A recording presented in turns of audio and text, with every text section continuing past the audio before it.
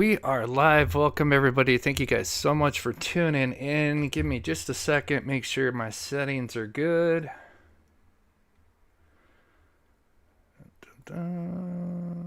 Okay, awesome. Sweet. All right. As always, thank you guys so much for taking the time out of your day to watch the channel.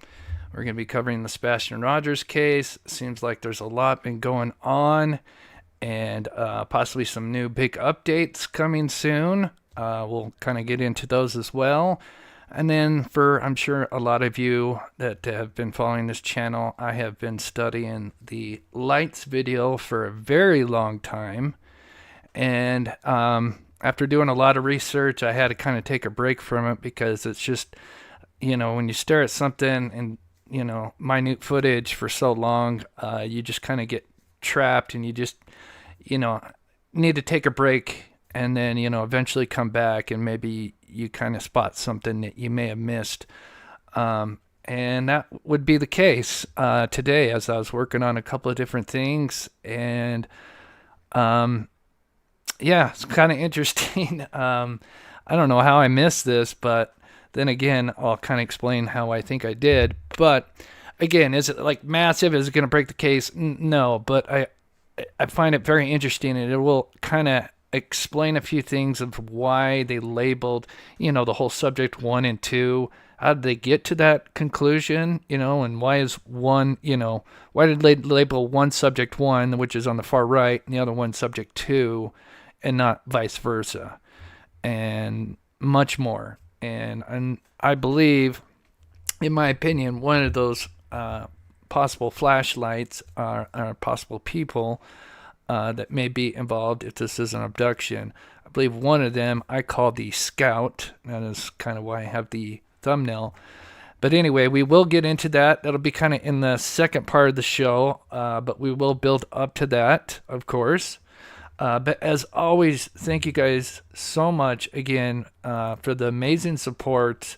Again, I don't ask for donations much, but if you do send them in, thank you so much.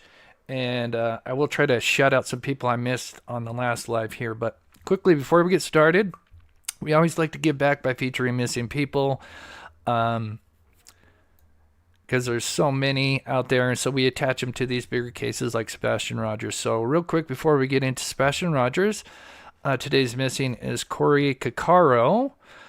He was last seen on December 19th, literally 6 days before Christmas of this year, in Gilbert, Arizona. Age 29 at the time he went missing. Dark brown hair, looks like short, blue eyes. It says Corey is visiting Gilbert from Florida and disappeared while the rest of the family was away from their rental. He has no ID, wallet, means of transportation, and little to no money. His family is concerned for his safety due to his diagnosed mental health conditions, which is absolutely terrible.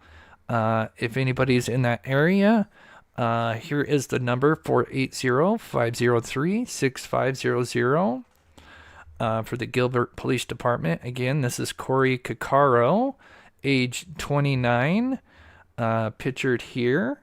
And again, if you have any information, you can call the number down there.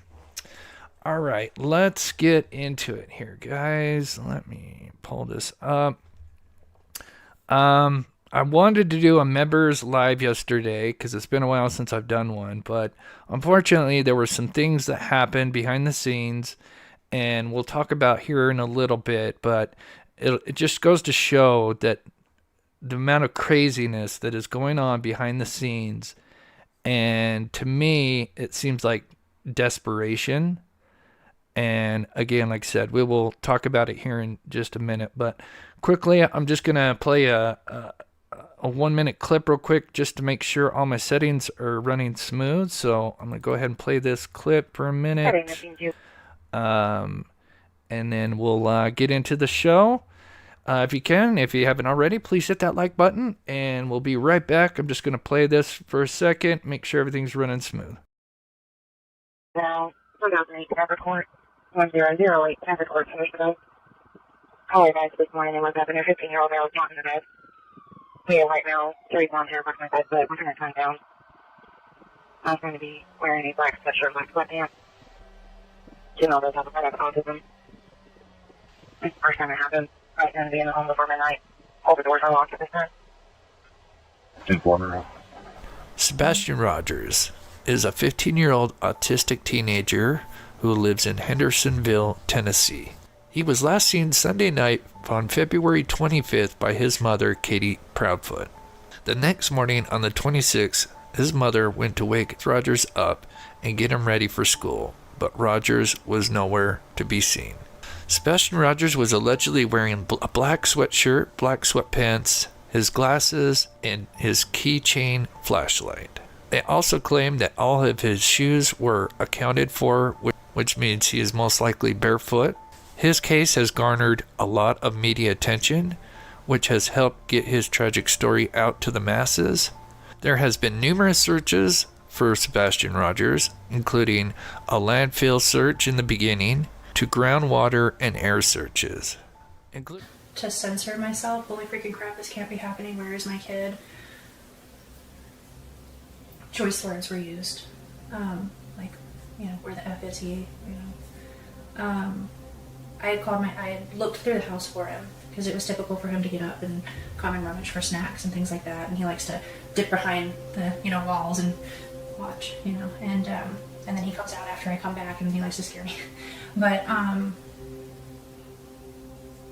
after I looked, and I mean, mind you, all of this took place in like 1 minute flat, but I didn't see him in his room. I looked all over, I ran through the whole house, I looked out all the doors and windows, and I was like hollering his name, and I picked up the phone and I called my husband, and I said, I can't find him, and he said, what do you mean? I said, he's not in this effing house, I can't find our son. And I jumped in my car and I drove around the neighborhood, and I drove over by the school, and he's already, like, at this point I was like hysterical, and I was crying and I was screaming, and he was like, three-wayed. He three-wayed law enforcement, and was telling them, like, our son is missing and we don't know what's going on, and he was like, go back to the house, they're on their way, and I ran back, drove back to the house. Okay, so, excuse me. See a lot of love in this chat, as always. You guys are so amazing, and you guys push me to strive to just keep digging and digging. And again, it's not just me, it's you guys, the community, that you know, we're in this together.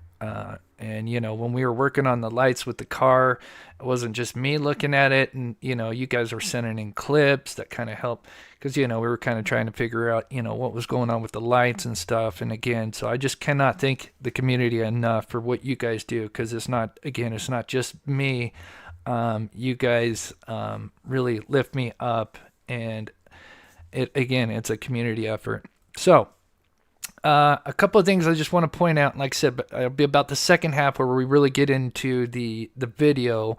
I mean, I will show the video earlier on, but there is a reason why, and I think I saw Alan say, you know, was kind of wondering if there was rhyme and reason about the, you know, why it was labeled subject 1 and 2.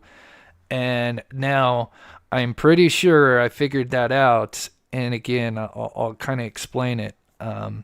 But before we get too far ahead of ourselves, I just want to play a couple of clips from a certain interview. This one, let me look at my notes here. This one's 8 days in, okay?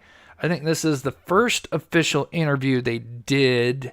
Now, they did like one or two with Dutch's, but I think this is the first, you know, official one with the local news. There's just a couple of things that they say. Now, this is the extended clip. When you go to search for it on YouTube, you'll only find like the 4 to 5 minute clip. It's just cut down way short. You actually have to like go to the news channel site, and then watch it from there, which I think it's more like 20 minutes or something like that. Anyway, I just wanted to play a couple of things that they say in this I thought was very interesting. We're grateful for everything they have done. They're amazing, but they still... Okay, let me, and one more thing, just a little context here. You know, we're kind of halfway into the interview, or actually I think 3/4 into it. But the interview, the reporter asked them, something to do, how much law enforcement and search and rescue have been doing. And then I forget the exact question she asked, but then here's the response, and I thought it was kind of interesting. They're amazing, but they still haven't brought my baby back. They will. They will. They will. They will. Could be nothing. He's out there somewhere. Just thought that was kind of odd because they're, we don't know. I would bet the farm that there's likely an abduction again, where whoever is involved. Again, I have no stakes in it as far as who's involved. I just want Sebastian found. That's my main concern. The people that are responsible, that's on them. But I thought that was kind of interesting because there is some theories that maybe one person had kind of maybe coerced the other into maybe giving up that child, and just kind of that response just kind of backs that up a little bit. Not to say that's what happened, but I just thought I'd play that clip because I thought that was really just such a strange response. So it's one day at a time, getting through this and bringing him home. What is the reaction to the fact that somehow his image, he hasn't been captured on any video anywhere? I know that it was very dark that night. Oh, wait, what? I mean, it gets dark around here at night in general, but Where? I know that it was very dark that night. I mean, it gets dark around here at night in general, but Did she slip up? Again, you could take anything out of context, of course, so do keep that in mind. But I just thought that was kind of interesting. We'll play that one more time. Was it a slip up, or, again, at this point, had they been shown the surveillance footage, so now they know, oh yeah, well, it's really dark looking at this footage, because we know that they had seen this footage because, I played it in my last show where they talked about, where Chris says, all the 4 different agencies that had been studying this so many times over, and how, I talked about, well, if it was just a garbage truck, why are they studying a garbage truck?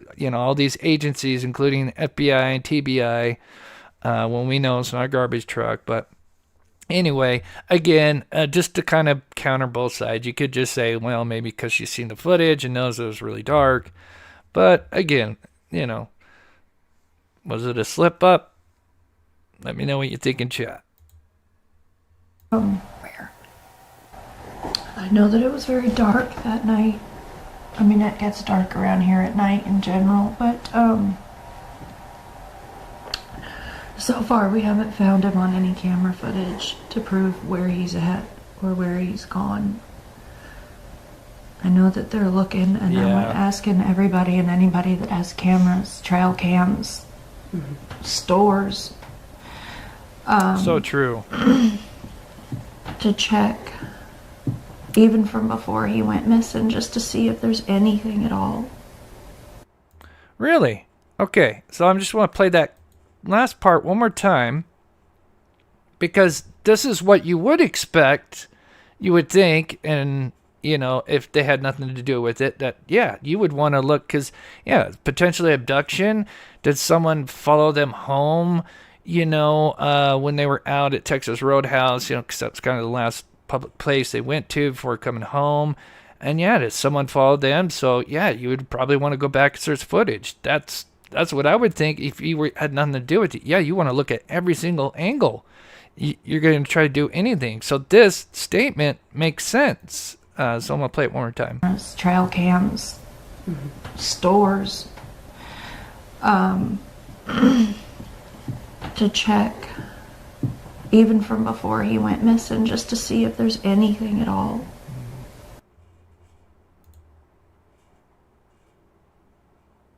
Oh, I'm so sorry, man. Oh, gosh. So here we then have at night, which go back and they're like, well, let's look at the Texas Roadhouse because that's like the last public place they're at. And then, I don't know all the minute details, but then, the team that kind of allegedly may be working with this particular group now has issues with, at night, releasing this footage. I don't know the exact details or what they express, but clearly it doesn't seem like they're happy that this footage is coming out, which would be the opposite of what she just said in that interview. You would think, oh yeah, let the public see. Maybe they'll see something, just like the strange green hoodie person who I still, keep in mind, just because law enforcement says that person may be cleared, remember, they can lie to us, just like the lights Sunday video. morning, I'll just start at the morning. Sunday morning, we got up and I made a fun breakfast for us. So I'm just going to play her talking about that day, because I just want to also mention something that I'm sure probably people have probably picked up on before. But yeah, let me play that while I get chat here. Spaghetti pancakes. Google it, y'all. We FaceTime family while we were eating so he could brag, because that's something he likes to do. Oh, thank you so much. Jen. We were laughing and joking on FaceTime and having a good time with that. After breakfast, we got a call to go pick up our niece and go take her to meet up. So we did that. We went and picked her up, and we met her mom at BJ's, and we were there with family members. We come home and put our groceries away, and then a little bit later we went to the bowling alley, a local bowling alley here, and we played games. And then this is just Bubba and I, and we went to dinner, just the two of us, and then come home. He took the trash out because that's his chore, and he come in and he was playing in his room until bedtime. And at bedtime, I told him, I said, "Hey, Bubba, it's time to go to bed." Okay, so let me quickly just shout out some people here. NJ's, thank you so much for the support. God bless you. So much amazing support. Again, I wish I could shout every single person out. Tinky Tink, I think is what it is. That's a great name. Thank you so much for becoming a member and supporting this channel. I couldn't tell if it said Tinky Think or Tinky Tink, but I think it's Tinky Tink. Thank you so much for becoming a member and supporting the channel. Heather whatever, member for 8 months. Happy New Year's to all, and Sebastian. Thank you so much again to all the members that support this channel. All right, all right, so here's just kind of a little list of what they did that day. And one of the things I just kind of wonder is at bedtime, I told him, just on a potential chance this is kind of an inside abduction, and they knew this would be kind of like maybe the last time they see Sebastian. Does anyone ever kind of think that, maybe this whole thing, because they woke up, they had this fun breakfast, spaghetti pancakes, then went to the grocery store, met with some family members, a niece, whatever. Then they went to BJ's. He had this colossal popcorn, so he had breakfast, and then he went to this one place where he had a colossal popcorn.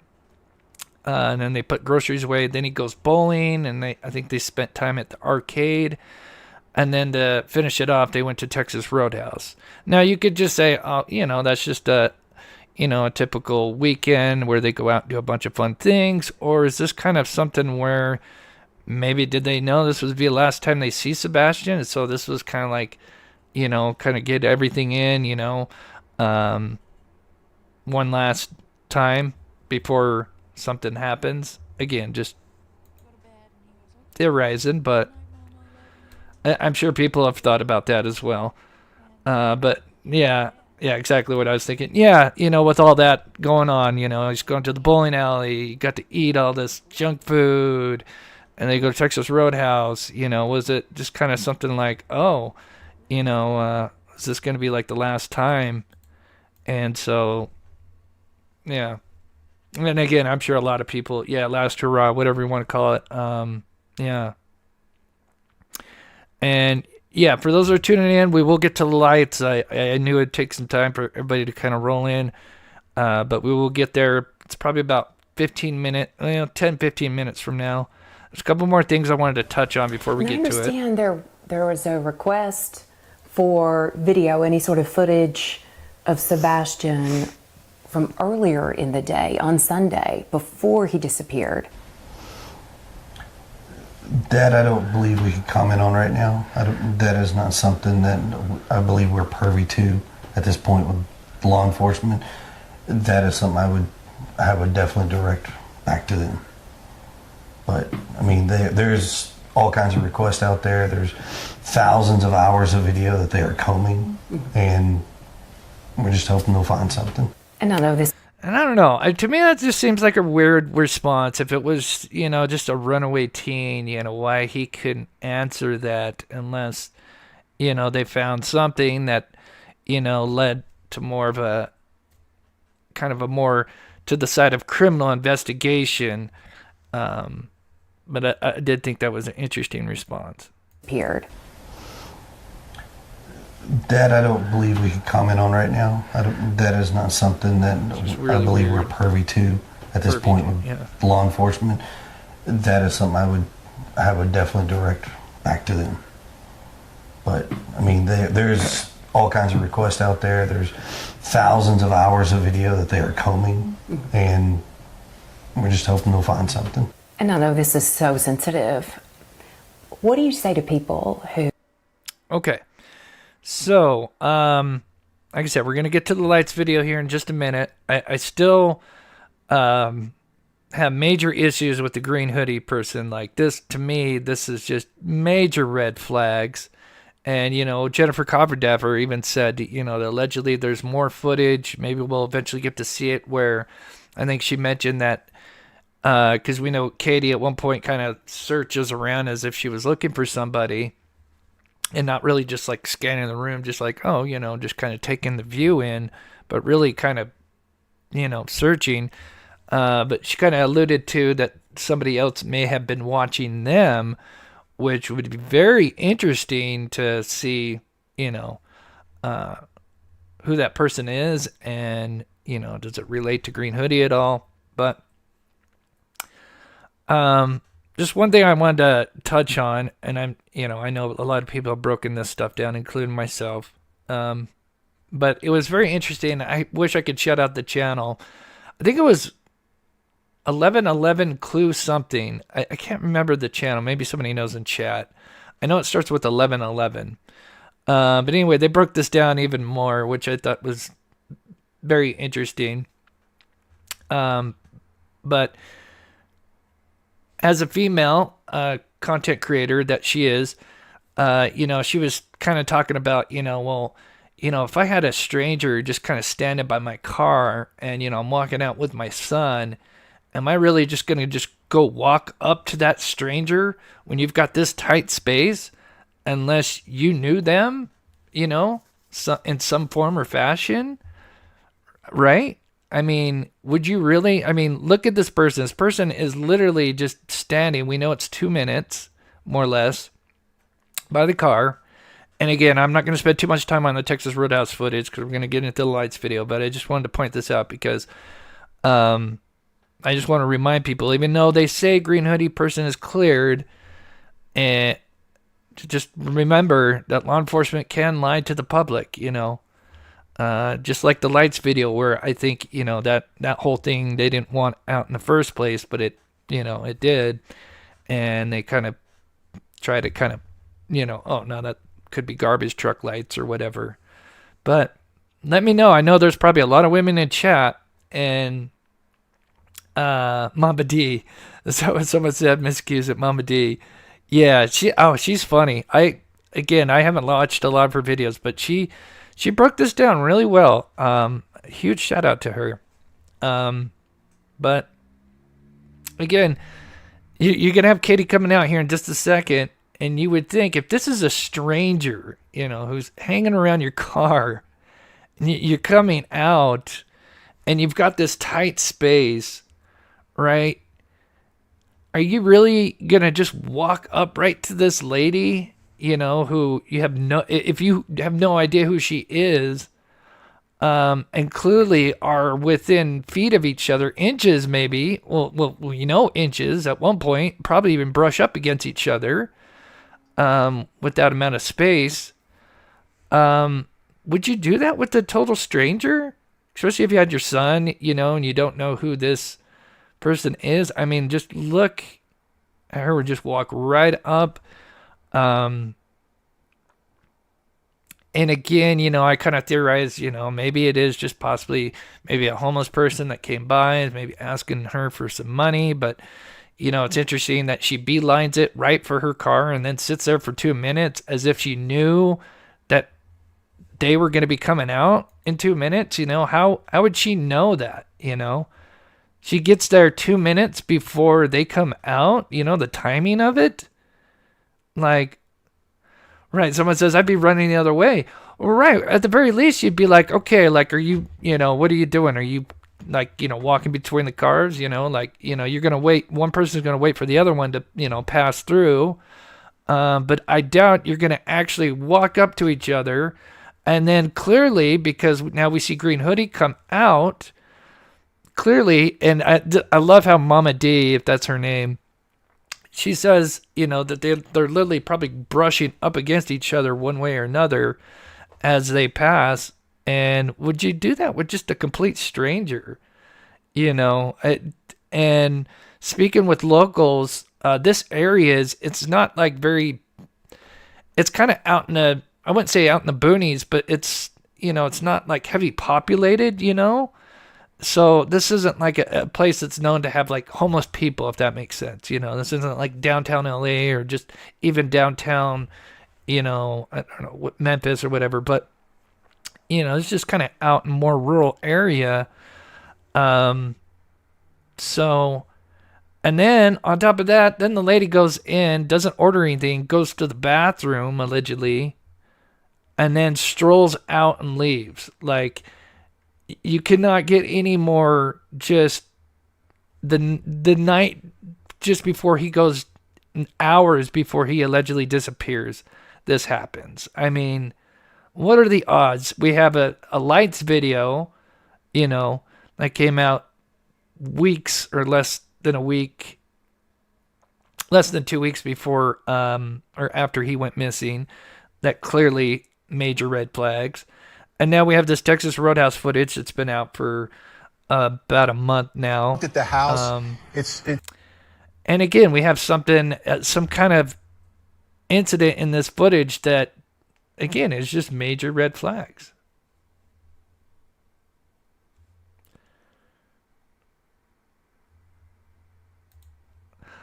Just the illusion.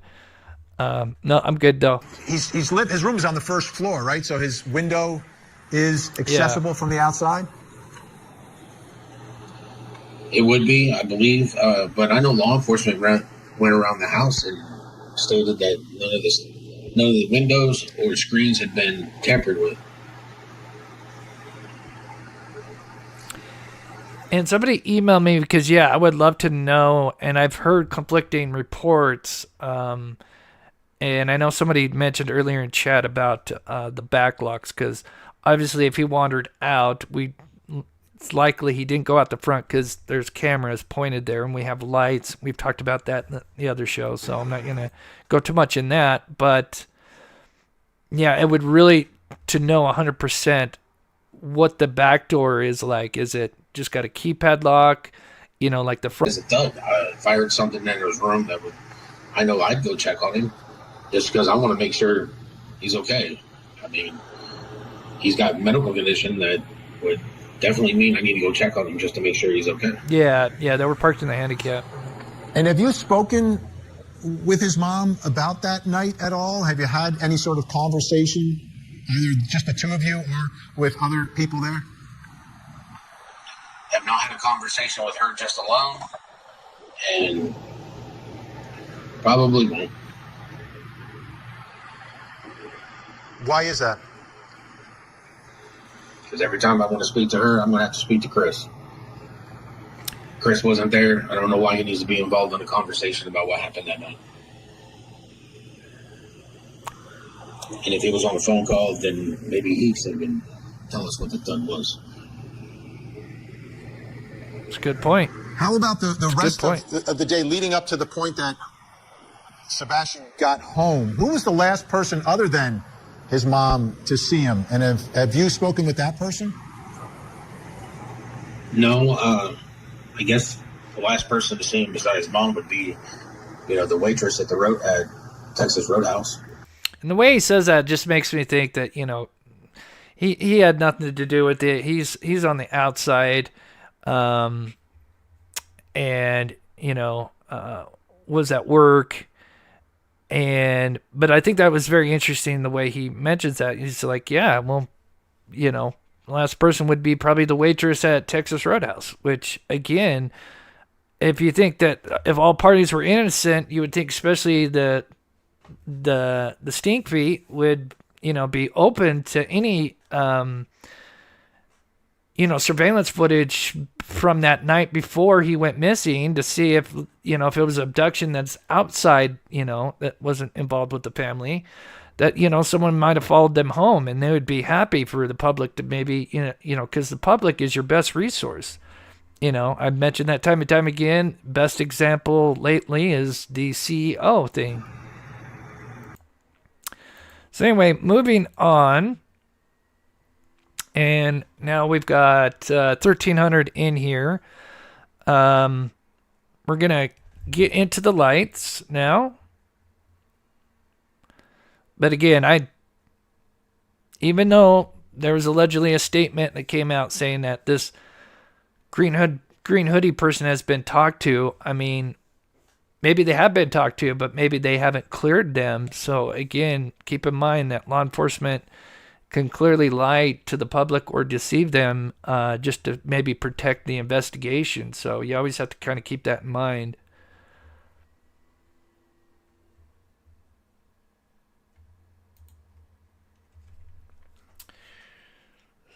Roofs open up section like skylights where you can crawl onto the roofs and spot somewhere for the snow.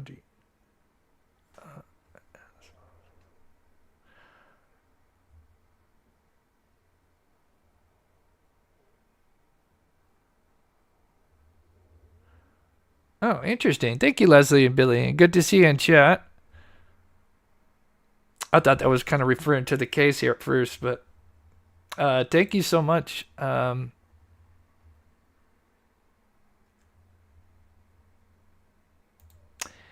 I agree, Sasha. Yeah, I totally agree.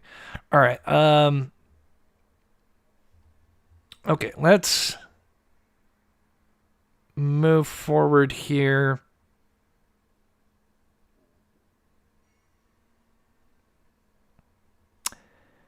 Sebastian Rogers. Okay. Ooh, I might need to turn that down. That's why I was slowly going to it. Because I definitely want to kind of get to the lights. And then there's a couple of updates. Dog put out an update talking about there may be a possible lead in Pennsylvania. I don't know if you guys saw that. We'll definitely address that at the end as well. And then I heard people mentioning in chat that there could be a grand jury that was mentioned to Seth. And if that's true, that's huge. Again, I'm just going to say allegedly for right now because I'd have to, back up that source. But it would not surprise me. We begin with a... Ooh, God, that's loud. Okay. So we're going to transition into the lights, and then I still have some more stuff afterwards.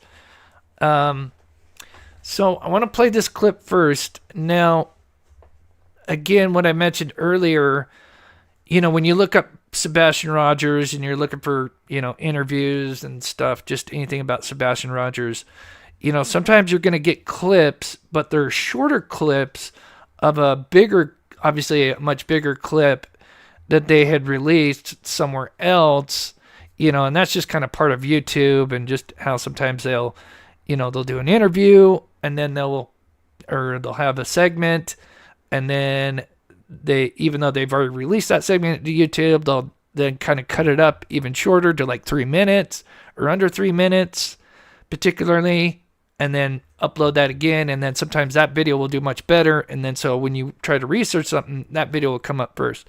So anyway, this video is the extension to the video I played many times before of Nick Barris. Now, I'm so glad that I came across this one because he mentioned something that I've forgotten about, and this goes to all of the lights video and the subject, and like I said, I'm so glad I found this. Surprising development in the search for 15-year-old Sebastian Rogers, who's been missing for 18 days.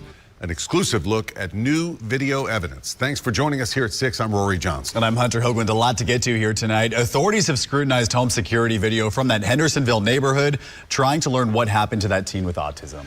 Now you can take a look for yourself. Our Nick Barris obtained video that appears to show two people near Sebastian's home the night his parents say he disappeared. The video you're about to see is from early Monday morning, February 26th, around 3:10 a.m. Now, there are no street lights in the Stafford Court neighborhood, so it is at night, pitch black. What you will see here are these 2 points of light believed to be people with flashlights in the area around Sebastian Rogers' Hendersonville home. Okay. I am so sorry. So again, when you go to look up this clip, because I've looked it up many times because sometimes I've had to go grab his video, you'll find the other one, which I'll show you and I'll kind of mention. It's the shorter clip. This one's the longer, the full clip. And it's very interesting. It is believed Sebastian left his home barefoot and with a flashlight sometime overnight. Since his disappearance, authorities have reviewed security video from homes in the neighborhood looking for clues. We have had several clips that have come in. And this one is getting the most attention, showing signs of activity around Sebastian. Okay, sorry, Leslie. Yeah, I wasn't sure if you were mentioning, like, we could see the snow from your place, or so they have a ranch-style home. I don't think, I don't know about the part that goes up to the garage, if that does. I mean, that's not bad thinking at all if they do have something like that. I don't think they do, though. Thinking about looking at the roof, I don't think they have any sunroofs there. But they do have this weird crawl space that has a small door that comes out on the side, which is very bizarre. But sorry, yeah, I wasn't really sure, what, if you were just talking about just watching the snow. Sebastian's home the night he disappeared. You see 2 light sources, which we've circled to help you. Okay, let me scoot this over a little bit. Now again, have you ever wondered why we have subject 1 here, and then we see subject 2 here, and why is one labeled 1, one labeled 2? Like how, why isn't the other one, why isn't this one subject 1 and this is subject 2? How did they get to that? Unless they saw this one first, right? You follow. For point of reference, the security camera was pointed toward the back of Sebastian's home in a common area. In the video, you see subject 1 with a light source in the lower right-hand corner. Then you see subject 2 briefly appear and move toward the first before that light source is covered or obscured by bushes. Subject 1, a few seconds later, then moves out of frame. Then subject 2 reappears and follows subject 1 off screen. It's a short time later, and it's very vague, but then you see one of the subjects moving quickly back through the common area, and that is it. Okay. He appears and follows subject. Okay, now listen to what he says right here. I thought this was, because remember, he'd gotten, he's probably got a lot of this footage, and obviously spoke to the homeowner, or, you know, the people that they sent it to, extended family or whatever, friends. But listen to what he says here. Subject 1 off screen. It's a short time later, and it's very vague, but then you see one of the subjects moving quickly back through the common area, and that is it. A short time later, you see one going left. Now, of course, we know most of this. But again, how did they get to subject 1 and subject 2? And I know there's not much to see here. You certainly cannot identify anyone, but those close to the investigation tell me the mere fact that there is now evidence that someone is in the area around Sebastian's home.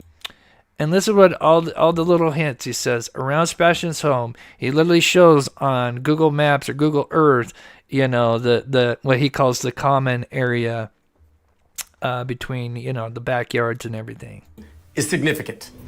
And that's because he knew, because he spoke to the people that had this footage, which way this particular footage was pointing. You know, we kind of mentioned this in the last live, but I promise you we're going to build on that today. This video shows suspicious activity. And this is the clip. This is the one, when you go to look for it, you'll actually get this clip where it's, like I said, where it's a little bit shorter and it doesn't have that stuff that we just showed a little bit before. Activity in the immediate area the night Sebastian disappeared. Could one of these subjects have been Sebastian? Did he meet and leave with someone? Sebastian's father says his son would not go with a stranger. It's up in the air for me because I don't think he would get into a vehicle with somebody unless he knew them. So what exactly are we seeing here? I know investigators are doing what they can to try enhancing the video for any more clues. For now, this video is now part of the Sebastian Rogers missing person file, and I'm told it could become more significant depending on where the ongoing investigation leads. We'll be following that. He was told that. Now, obviously, I'm sure then they were probably like, oh God, you know, this is probably one of our bigger pieces of evidence of, you know, probably, you know, if this was an abduction, this is like kind of like their big thing. And, you know, now that's like, oh, you know, we can't be talking about this. This is something we need to keep close to the vest. And now they haven't mentioned anything since that first month. Nick Barris, News Channel 5. Thanks, Nick. Of course, the search for Sebastian continues, with detectives now looking into any possibility of foul play. If you think you can help, call 1-800-TBI-FIND. Yeah, he spilled something that they wanted to keep close to the vest. And again, it's out there. So, for those that may not know, Nick Barris actually posted something today. Nothing, you know, that reveals anything, but he actually did do an update. So for anybody that hasn't read it, it's not very long. Doesn't really give you much, but I just want to kind of highlight a couple things, and then we're going to get into the lights and a few things I missed. But, you know, it just basically starts out, it remains a confounding mystery. How Sebastian Rogers disappeared. He is still missing 10 months later. It was reported he left the house barefoot and with a flashlight. Now, it was questioned, Eric Craddock, Sheriff Craddock, was questioned, you know, did he actually go barefoot? And he said, well, we don't want to really say that. We can just say that all of his shoes are accounted for. But the flashlight thing, I think, is huge. And we'll talk about that here in just a second. Then it says there was a massive search effort, ground and air, in the first 8 days after the teen disappeared. This is the system that we use to track all of our searchers. They used crews on foot and drones. Of course, they used everything. I've shown the map. I mean, it is insane how much searching was done for them. It was how much ground they had covered and not one thing. Divers searching ponds. Spelunkers were called in to check sinkholes. And then it says the white dots are caves. So I was trying to look for a video because it's almost like this is referencing a video, but I couldn't find it. Kind of referencing like the map where they had searched. So many gifted memberships. Oh my. Record Desk coming in with 10 gifted Mob Crew memberships. Thank you so much, Record Desk. You are amazing. If you did by chance get gifted membership, if you could, please thank Record for that. That is truly awesome. All right. It goes on to say bloodhounds and cadaver dogs were used. None of them were on the trail of Sebastian. Search efforts continued for months. There was simply no trace of the teen, no scent trail, no security video. I don't know about that. Nothing. I'm hoping he's still alive. That's the main hope right now, that he's not deceased. I pray he's alive. Call 911. And that's about it.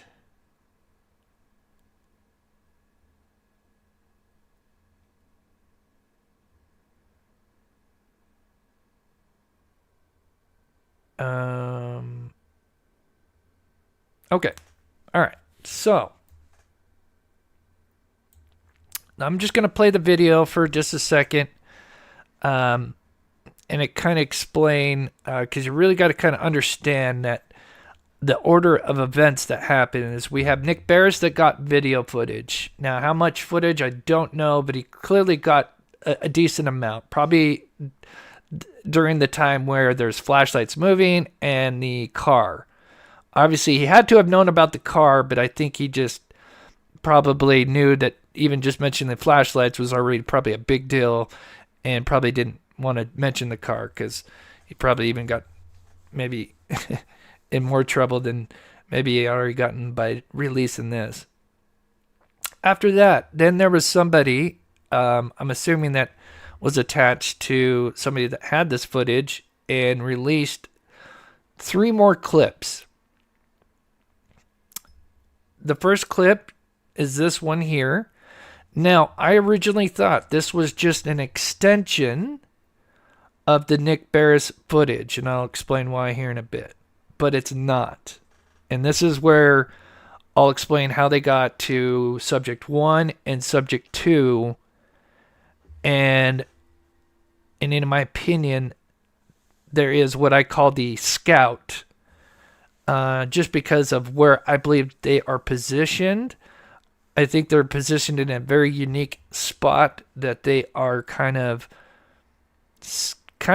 keeping an eye out why potentially an abduction may be occurring. So you guys know where, and if anybody is kind of newer to this, where this is kind of going on approximately, and that is going on in what Barris calls the common area. The Proudfoot home is this home right back here. Then we have the neighbor's house, which would be a house left to them. And then if you go diagonally behind them, there would be a house here. And then directly behind them would be another house just behind this house. So basically we have 4 houses, right? 1, 2, 3, 4. And it appears almost as if the lights are kind of going diagonally, kind of cut across this ditch. Now, for those that don't know, this house on the corner of Stafford and Kellen actually have surveillance cameras. Now, whether they were lit up or not, I don't know. And I'll go back to that here in just a second. But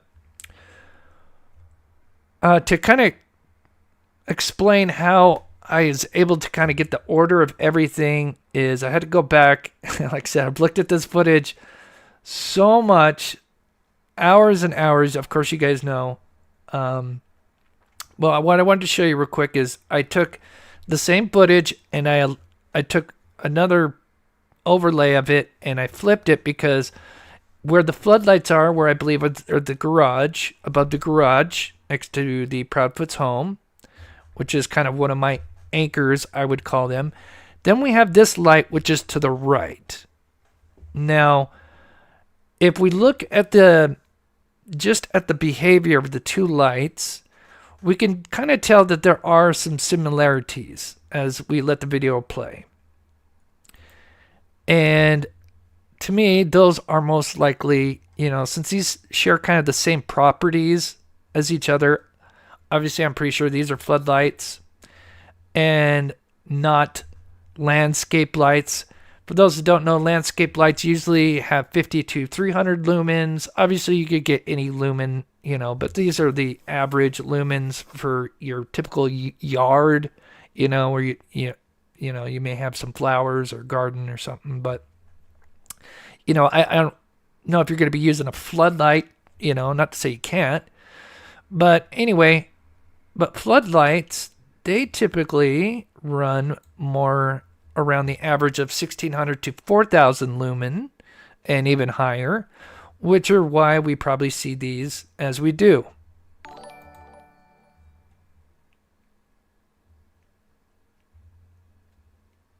Sorry guys, there's a lot. I have to kind of like break it down in this way just so you guys don't confuse this thing as a source of light like I did before.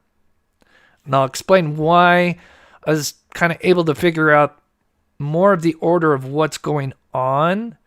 I still don't have the full context to everything, but I just kind of want to show you the difference between all the lights that are moving around. So we can see, and I'm sorry it cuts off here, but we can see that the floodlights have a particular brightness and they actually have some, like an aura around them. And then we have the flashlight, what we just call flashlight for right now. Could be a cell phone light, could be a headlamp, we really don't know, but we'll just call them flashlights. We can definitely tell that it's not as bright, but, it's clearly not a floodlight, has different properties to it as we watch it move and react to the environment. We know that these don't move at all. They are stationary. Now, it does sometimes appear as if like maybe these are moving. That's just because someone's recording the screen. So we've got that bob, which really makes it a pain in the butt to line this all up for you guys. But I still try to do as the best I can. So anyway, I just wanted to show the difference between the lights and the floodlights, the flashlight and the floodlights. Right, we can definitely see that there's different properties to the floodlights and the flashlight.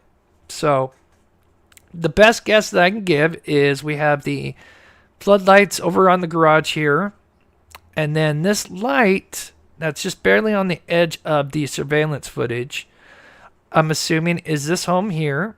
I don't know exactly where the light is. There's kind of a light just above the side here. There's a couple of different lights, so I'm not sure exactly, but all I can say is I'm pretty sure it's this house.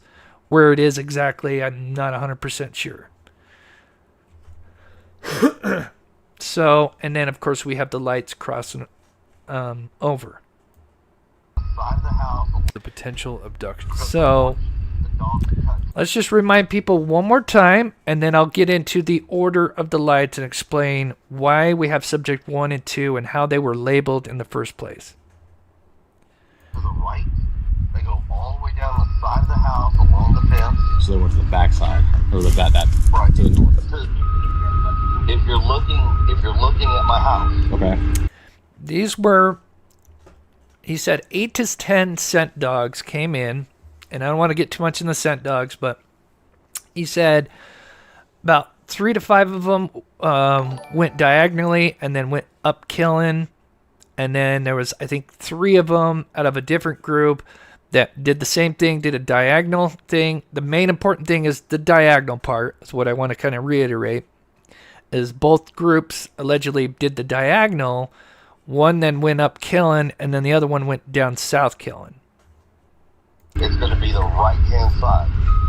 The dog goes all the way down the fence. The dog comes all the way back up into the yard.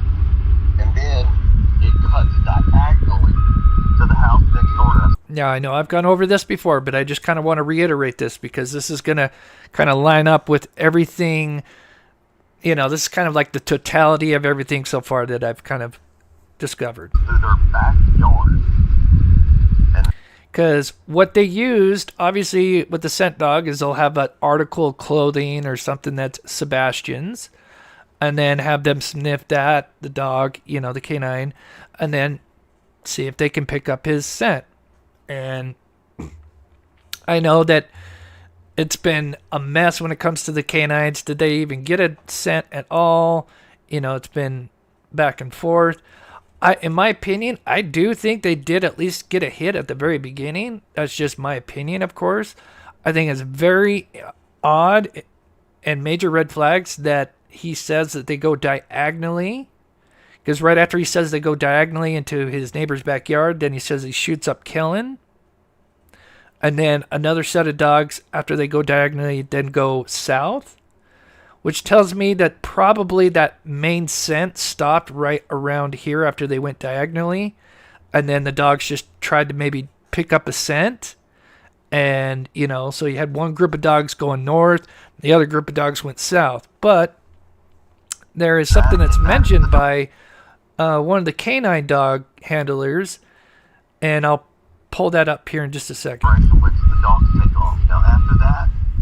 This is a combination of the path the lights were going, and according to what Chris Proudfoot claims, the direction of where the scent dogs went.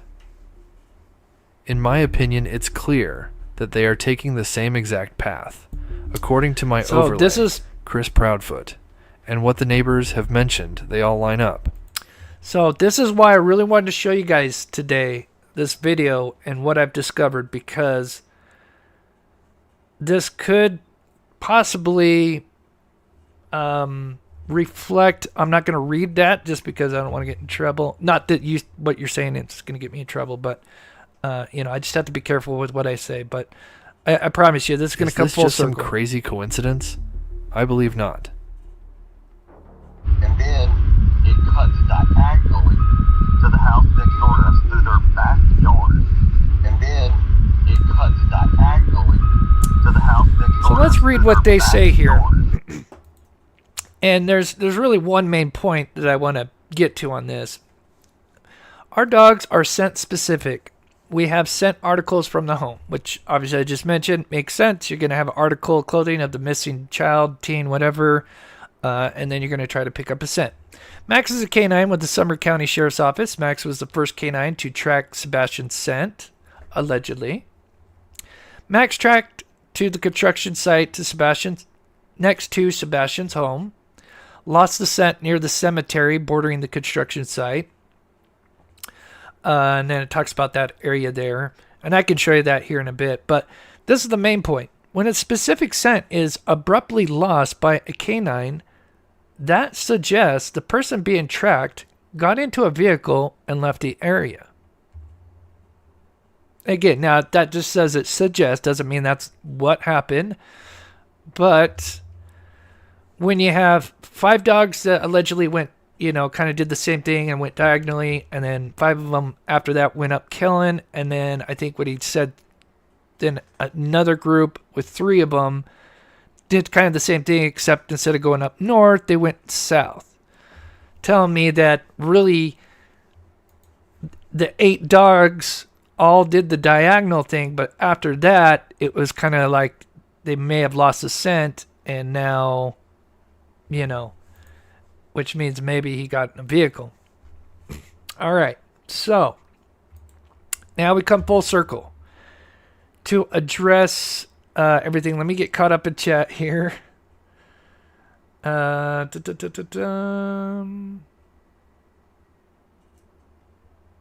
Oh, thank you guys. Like I said, now we'll come full circle here.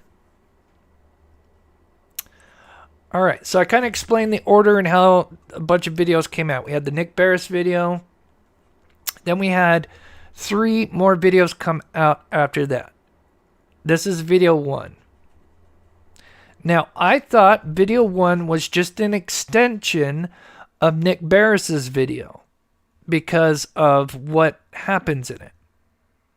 But there's something missing in video 1 that's not in Nick Barris's. So we have this light that's moving, right? But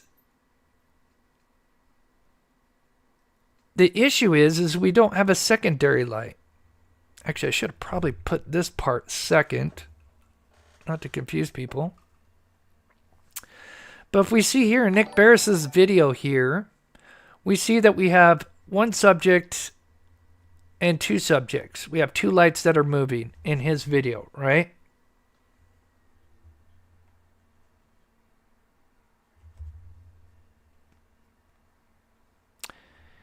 Give me a second and I'll zoom it in here in just a second. But we have subject 1. Keep in mind, somebody's moving the camera, so it's not really these lights moving as much as it's that it's just somebody's moving the actual, the footage. But here, we can see subject 2 and 1 there, right?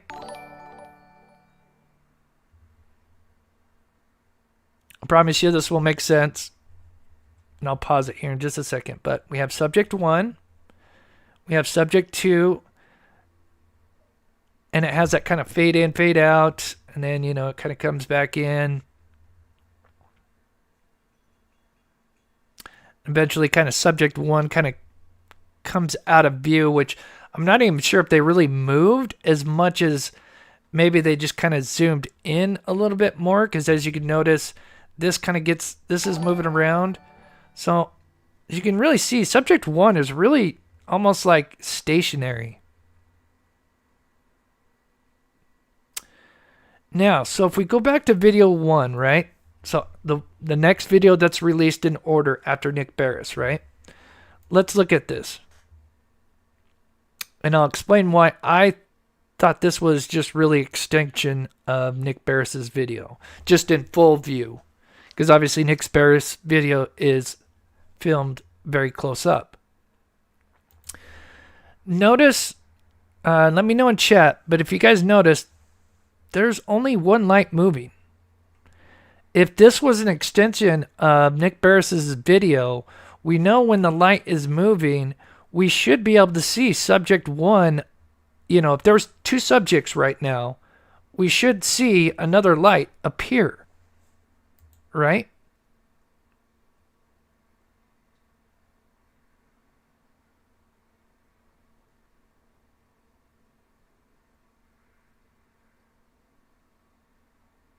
But we don't.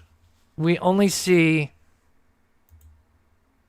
one light, whereas Nick Barris's video, we have subject 2 moving in the same direction that video 1 is. So what I finally figured out today, because what happened is I thought this light over here, because this goes into a much deeper thing, is the original footage that came out when the 3 other videos came out along with the car video, the quality of the footage wasn't that great because, obviously it's an upload, it's just, it's degraded quality. So I thought this light right here, because it was kind of crummier quality, I thought that was subject 1 sitting, and then this would have been subject 2 moving. So I'm like, oh, okay, yeah, this makes sense. This is just an extension of Nick Barris's video. But it is not. What this is this is actually subject 1. In the first video that's uploaded after Nick Barris, this is subject 1 moving. This is important. This is how now we know why subject 1 is on the right, subject 2 is on the left, and not vice versa, Because if they were just going to label 2 objects, you typically go left to right. But the reason why subject 1 is in the place it is because that is the light that came out first. And we actually see it in the first video that's uploaded because there is no secondary light. And then where this light stops is almost usually in the same spot for the most of the other footage. And I call this light the Scout. It could be KP.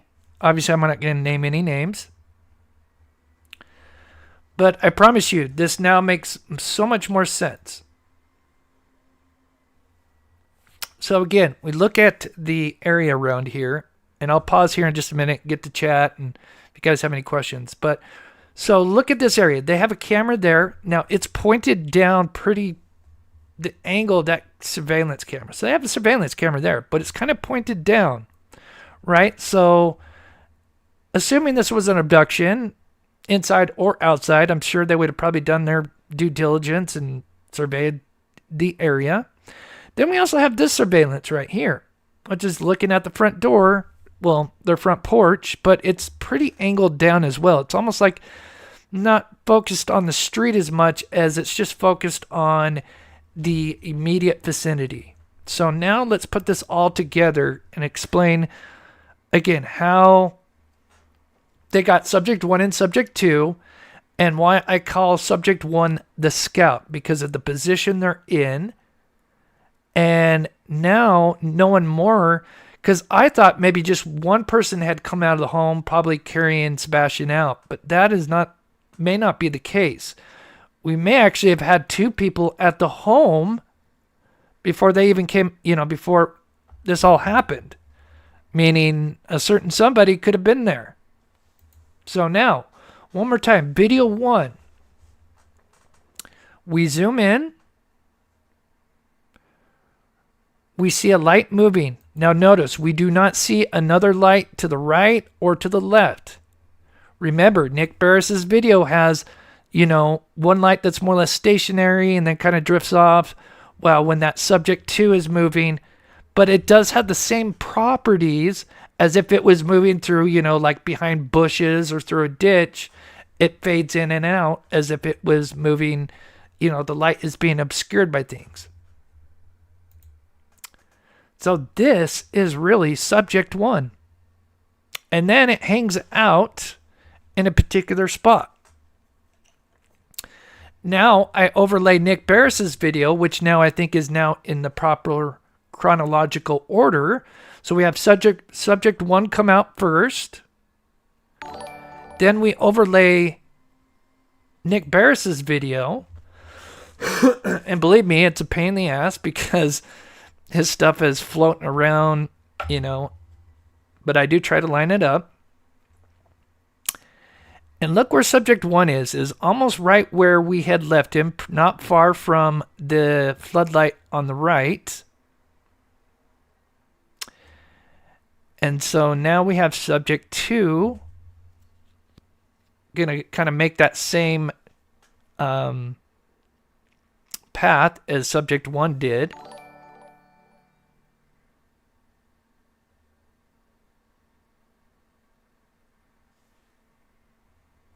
And keep in mind, I'm trying to line up the lights, overlay them with a different footage from video 1. And we'll see subject 2 now kind of reappear.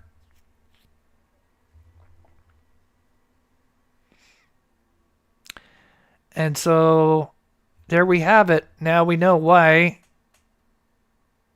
1 is labeled 1 and 1's labeled 2, because obviously they saw one light come out first, go pretty far to the right, stop, and then subject 2 comes out. That makes sense. Now, there's a little bit more to this. But yeah, I was like, why, how did they get subject 1 and 2? And again, I had mistaken this light over here, because I had crummier quality, and I thought this was really just subject 1 kind of sitting there, and this subject 2 was just kind of drifting across. Okay, now we're on video 2. Now remember, subject 1, once they're done moving, they're almost always around this area right here, which I find very fascinating. So now we're on video 2, which is the car video. Notice where subject 1 is at.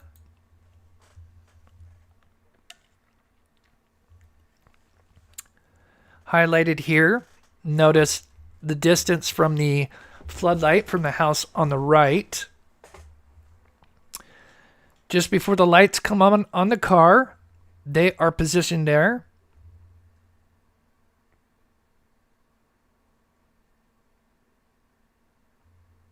Sorry, I have it super slowed down, so.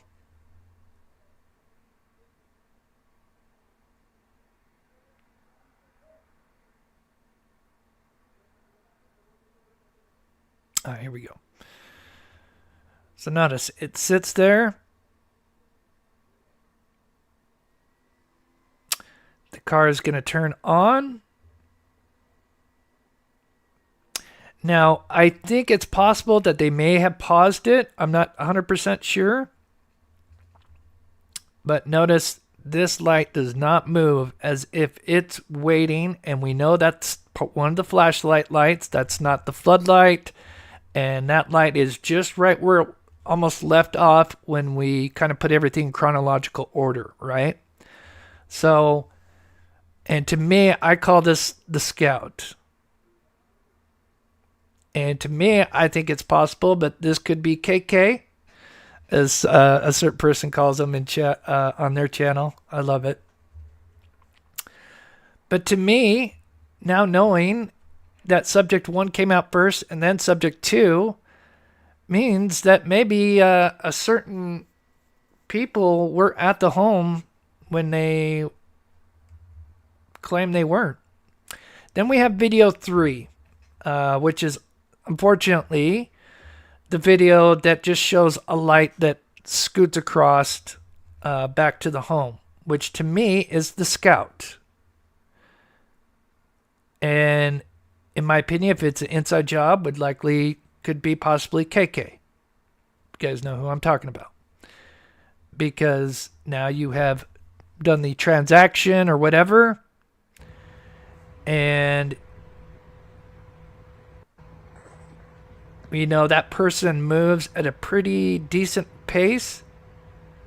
This is why if I was out there with the team and I would have done an actual proper investigation, a proper reenactment, I would have loved to have done these lights and timed them by walking once, then walking by carrying something that would be close to Sebastian's weight. See how long that would take me?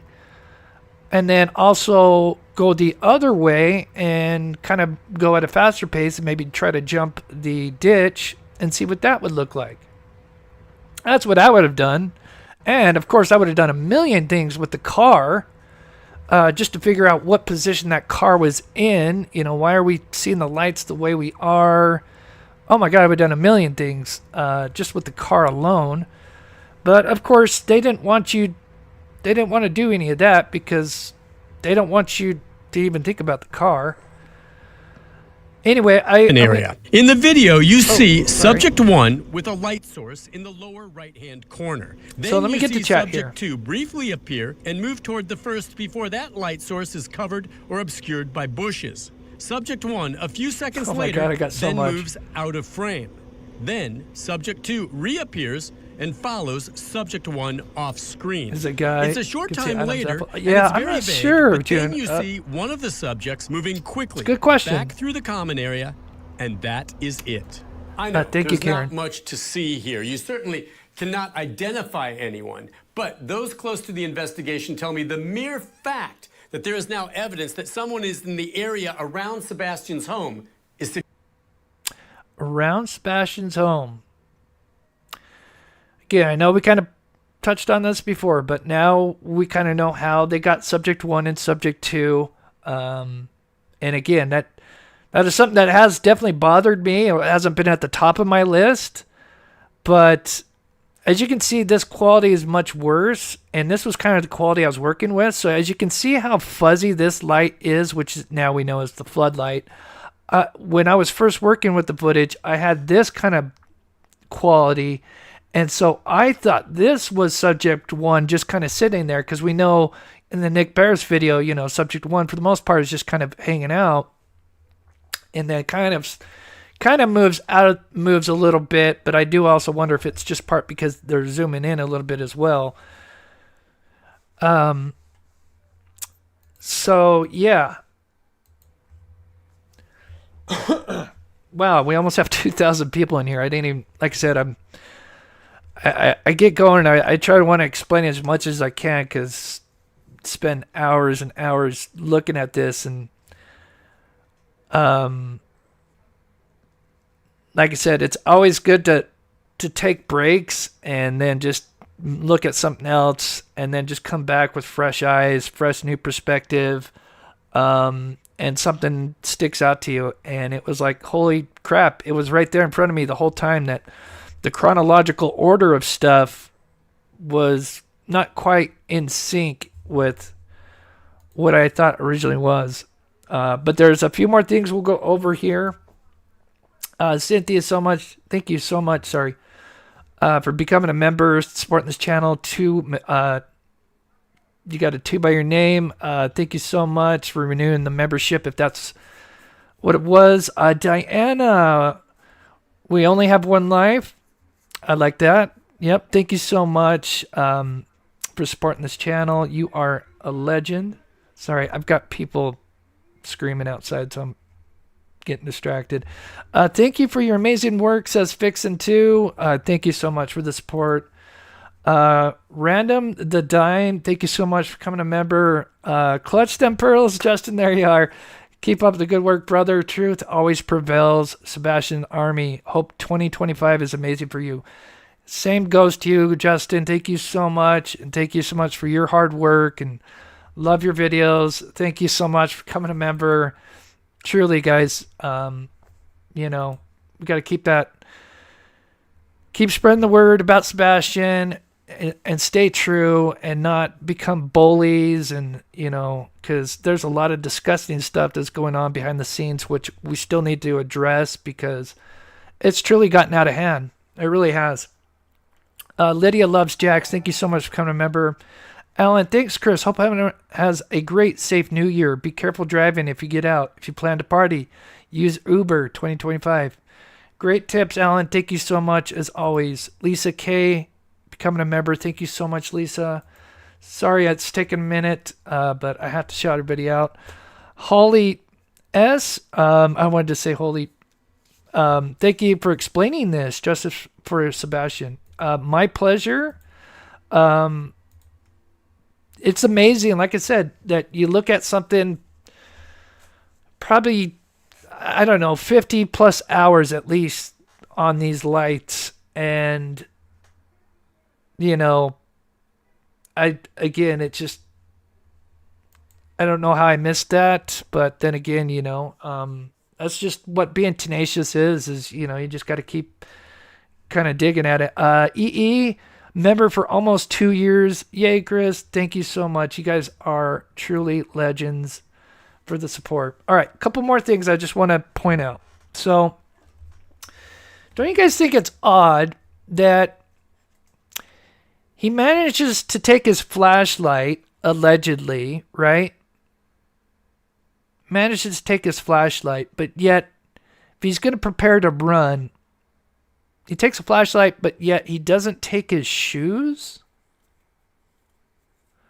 I'm sure that's been pointed out a bunch of times, and I really think in a possible scenario that they wanted that flashlight thing out there because I think they knew that they may have been caught on a camera with these lights. Let's just say if it was an inside job, that they may, they tried to maybe be as careful as they could, did their surveillance, knew where the cameras were at, were trying to, position whatever they did in a certain way to minimize being seen on surveillance. And so I thought it was interesting, the one thing that Sebastian allegedly took out of anything that he could have took, not a cell phone, not his shoes, a flashlight.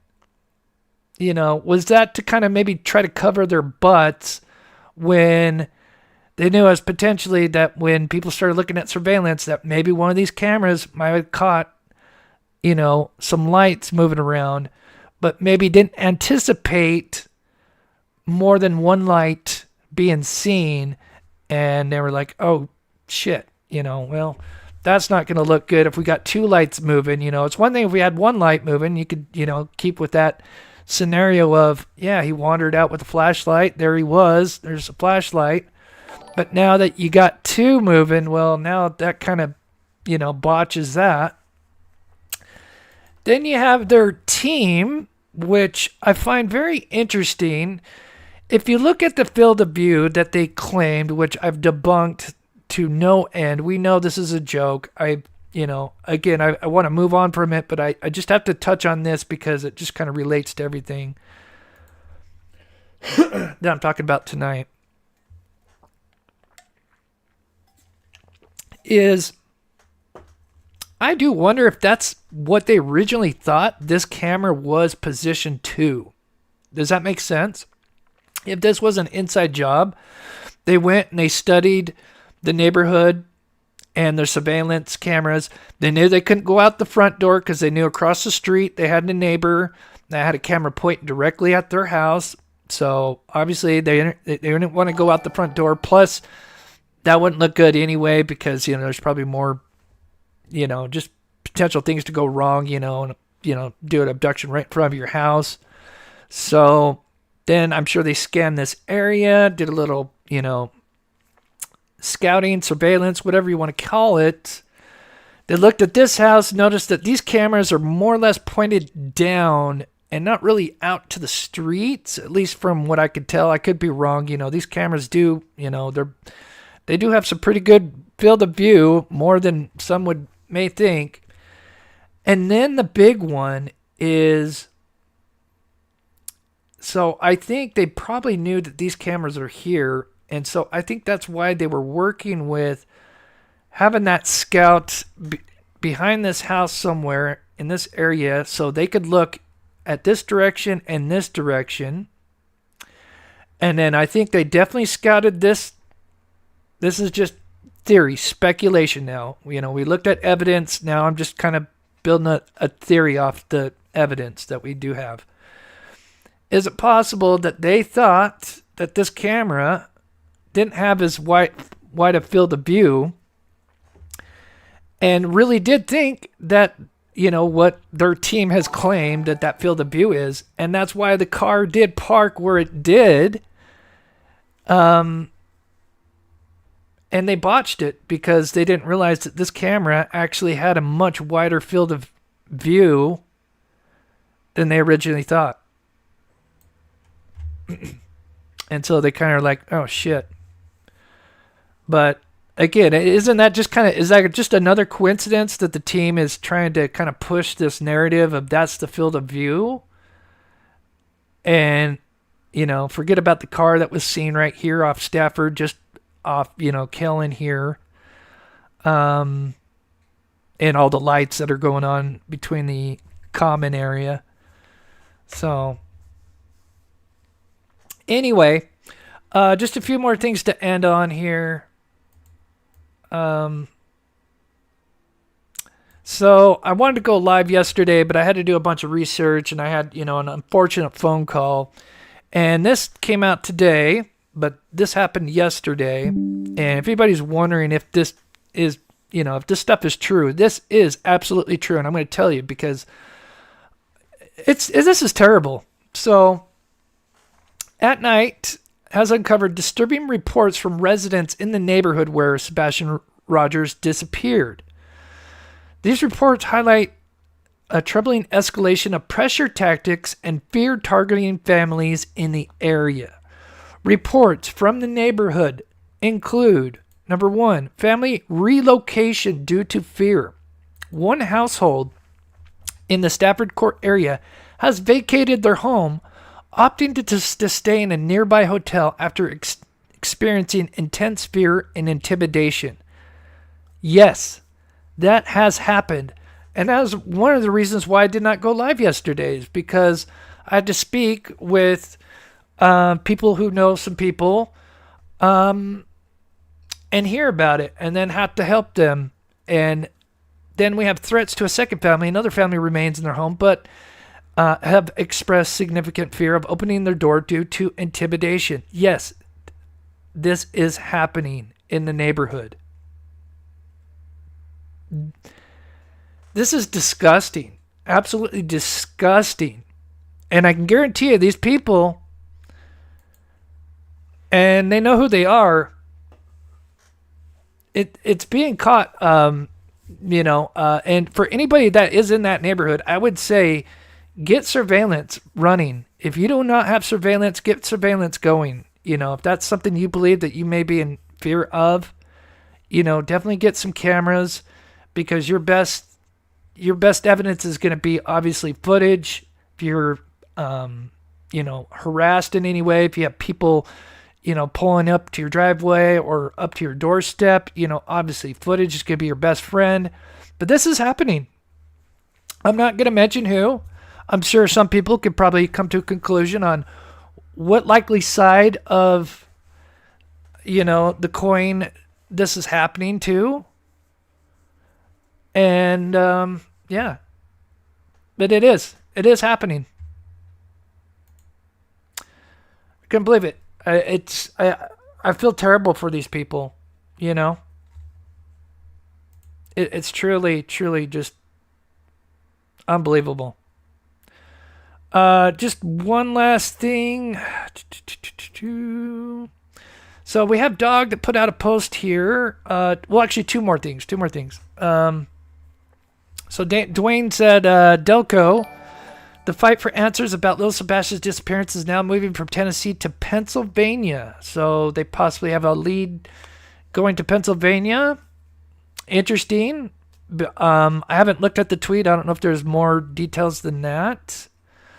But I hope, maybe if it's just a potential lead, could be nothing, or could be the lead that breaks this case. Who knows? I mean, if you really want to find your child, you're going to want every stone unturned, Sorry, just I broke my mic there, but right? You would do anything. So anyway, to finish up,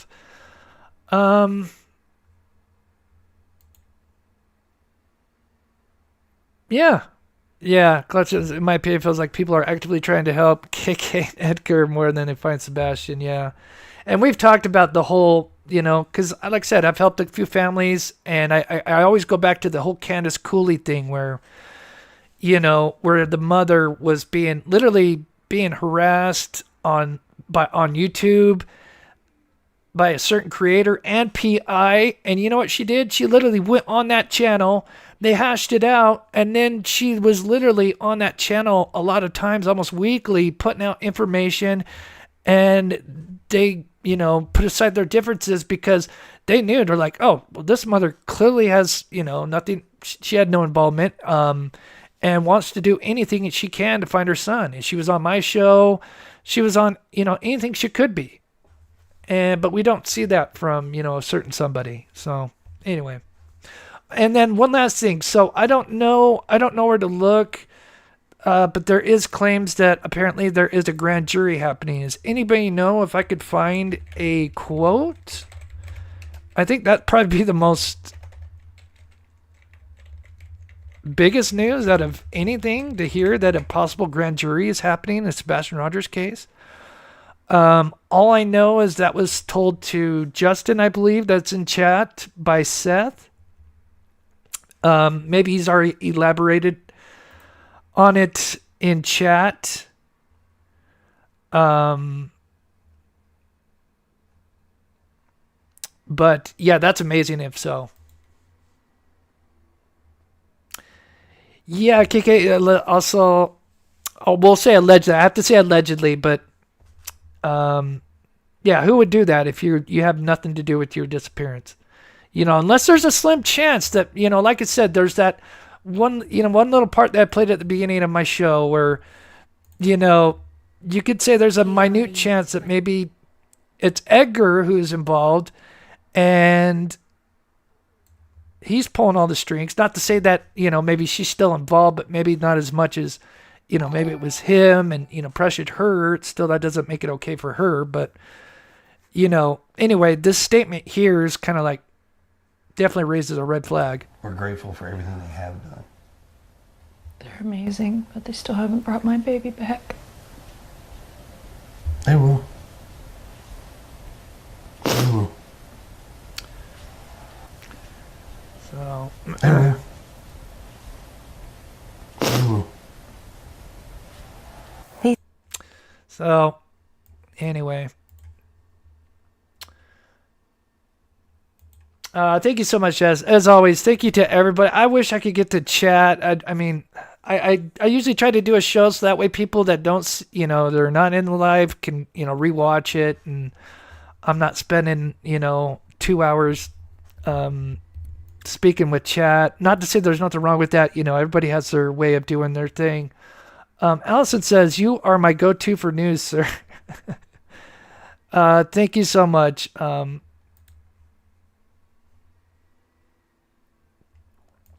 Courtney becoming a member. Thank you so much, Courtney. God bless you. Caroline Miller for the $1.99 super chat. Thank you so much.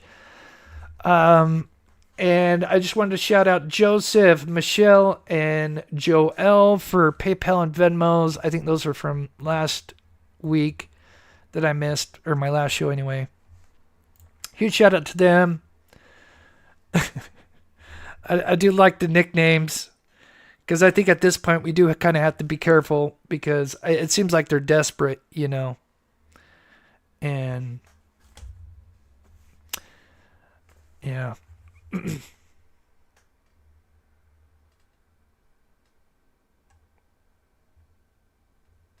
No comforting hug. Yeah, there's so many. Yeah, like I said, if there's ever a time that things calm down, I may go to the interviews, because there's something I want to do a show on, because I do find that there are some kind of scripted things that Katie says in her interviews.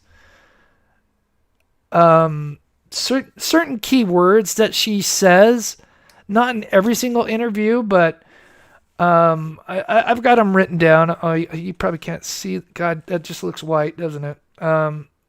You think I'm writing notes, but I'm not writing shit. They're there. But anyway, yeah, I was going through the interviews, and there's just these key words that she says that I find interesting. Good night, mama. Good night, puppies. She says that in a bunch of different interviews. The fun fact. There's just weird key words that she says in these interviews. Anyway, I'll probably maybe one time break that down, because it's, is it scripted? Who knows? Anyway, as always, thank you guys so much for taking the time out of your day to watch the show. I am going to head out. God bless everybody for the support. Huge shout out to my wonderful mods, Copper Horse D, Jocelyn, Sensei. One of my main mods right now is terribly sick, unfortunately. So prayers for her. And let me just make sure I got that. Okay, awesome. So we should be back here Wednesday, unless something breaks. I think, the other thing is, At Night said something about within 72 hours that they were going to release documents from September 3rd of this year to whenever. I'm not sure the time frame. So that was what, a day and a half ago, 2 days. So maybe tomorrow might get something as well. So maybe there might be a surprise live tomorrow. So anyway, I hope you guys enjoyed. And with that, we'll be back Wednesday unless something breaks. God bless you guys. I won't see you guys until next year. So, happy New Year's to everybody. Bless you guys. Sebastian Army strong.